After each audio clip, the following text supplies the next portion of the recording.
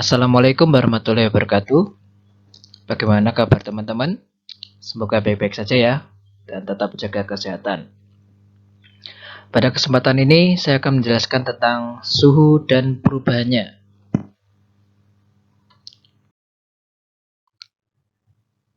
Pertama adalah suhu dan termometer. Apa itu suhu? Suhu adalah suatu besaran yang digunakan untuk mengukur panas atau dinginnya suatu benda. Yang kedua, termometer. Termometer merupakan alat untuk mengukur suhu. Di sini ada dua, ada termometer alkohol dan termometer air raksa. Apa sih perbedaannya? Ya, dan ini adalah perbedaannya antara termometer alkohol dan termometer air raksa. Yang pertama, untuk yang alkohol diberi warna agar dapat dibaca, sedangkan yang air raksa tidak perlu diberi warna karena sudah mengkilap. Yang kedua, untuk alkohol titik bekunya sampai negatif 114,6 derajat Celcius. Sedangkan untuk air raksanya titik bekunya hanya sampai negatif 40 derajat Celcius. Yang ketiga, titik didihnya. Untuk alkohol sampai 78 derajat Celcius.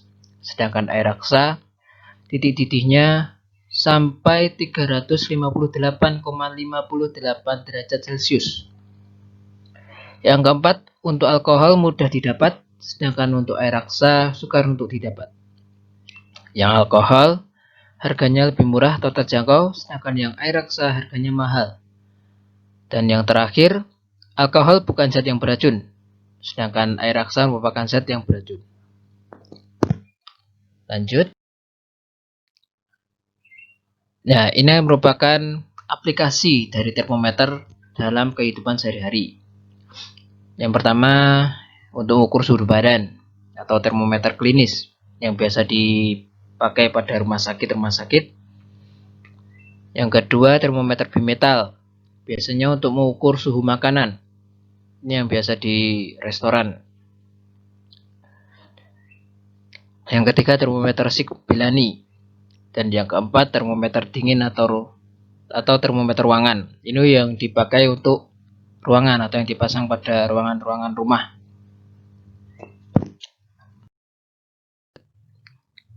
Nah, ini merupakan skala termometer.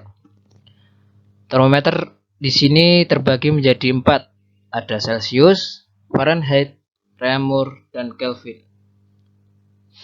Keempatnya memiliki skala pengukuran yang berbeda. Untuk Celcius, skalanya dari 0 sampai 100 derajat. Untuk Fahrenheit 38 sampai 212 derajat. Yang Reaumur dari 0 derajat sampai 80 derajat. Dan yang Kelvin dari 273 sampai 373.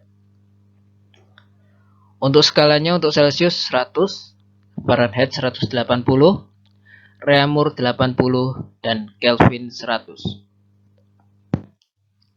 Bagaimana cara mengukur versinya atau persamaannya? Kita lanjut. Nah, ini tabel persamaannya untuk rumus-rumusnya.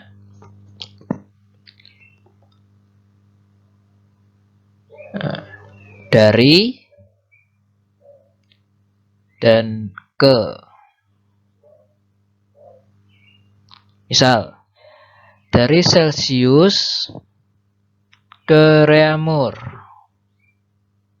Nah, ini rumusnya. Rumusnya 4/5 dikali suhu yang diketahui dalam Celcius. Misal, 20 derajat Celcius. Berarti 4/5 dikali 20 derajat Celcius. 20 dibagi 5, 4. 4 dikali 4, 16. Berarti 20 derajat Celcius setara dengan 16 derajat Reaumur. Dan seterusnya. Bisa dilihat ada Reaumur ke Fahrenheit, ada Fahrenheit ke Reaumur, ada Celcius ke Kelvin, ada Kelvin ke Reaumur, dan lain-lain. Ya, ini contoh latihannya. Pada siang hari, suhu kamar adalah 30 derajat Celcius. Berapakah suhu kamar ini jika diukur dalam skala Reaumur, Fahrenheit, dan Kelvin? Nah, ini diketahui suhu Celciusnya 30 derajat Celcius. Yang ditanya Reaumur, Fahrenheit, dan Kelvinnya. Ya, ini penyelesaiannya. Untuk Reaumur, 4/5 dikali 30 derajat Celcius. Hasilnya 24 derajat Reaumur. Fahrenheit, 9/5 dikali 30 derajat Celcius. Lalu ditambah 32. Hasilnya 54 ditambah 32. Dan hasil akhirnya 86 derajat Fahrenheit. Untuk Kelvin, suhu Celcius ditambah 273. Hasilnya 303 Kelvin. Lanjut kalor. Pengertian kalor. Kalor merupakan energi yang mengalir karena adanya perbedaan suhu dari benda bersuhu tinggi ke benda yang bersuhu rendah. 1 kalori sama dengan 4,2 Joule. Sedangkan 1 Joule sama dengan 0,24 kalori. Yang kedua, kalor dan benda. Hubungan kalor dengan suhu benda adalah sebagai berikut. P delta T. Hubungan kalor dengan massa benda adalah sebagai berikut. P M. Lalu yang terakhir, hubungan kalor dengan jenis benda.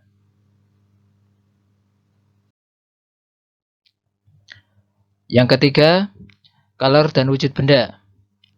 Ada yang pertama, melebur dan membeku.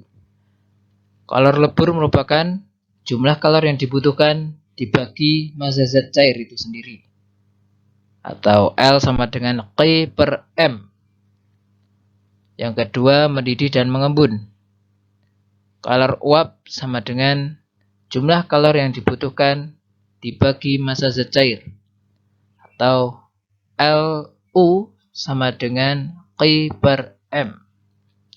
Dan yang terakhir adalah menguap.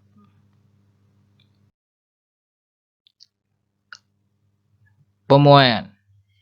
Pada pemuaian zat padat, di sini ada yang pertama muai panjang, muai luas, dan muai volume. Penerapan pemuaian dalam kehidupan sehari-hari. Yang pertama ada keping bimetal yang biasa dipakai untuk alarm kebakaran. Dan yang kedua pengalingan. Yang ketiga pemasangan ban baja pada roda kereta api. Yang keempat, pemasangan rel kereta api. Dan yang kelima, pemasangan landasan pada jembatan. Ya, selanjutnya adalah perpindahan kalor. Di sini ada 3, ada konduksi, konveksi, dan radiasi. Konduksi merupakan perpindahan kalor melalui media zat padat yang bersifat konduktor seperti besi, tembaga, dan lain-lain. Contohnya, saat teman-teman memanaskan sendok menggunakan lilin, maka ujung sendok yang teman-teman pegang juga terasa panas. Selanjutnya, konveksi merupakan perpindahan kalor melalui media zat cair. Contohnya saat teman-teman memasak air, maka panas dari pancinya itu akan merata pada air. Nah, pemerataan itulah yang merupakan fenomena dari konveksi. Yang terakhir ada radiasi. Radiasi merupakan perpindahan kalor secara pancaran. Contohnya saat teman-teman ikut kemah. Nah, pas malam hari ada acara api unggun. Nah, panas dari api unggunnya bisa sampai ke tubuh teman-teman. Nah, itu yang dimaksud dengan radiasi.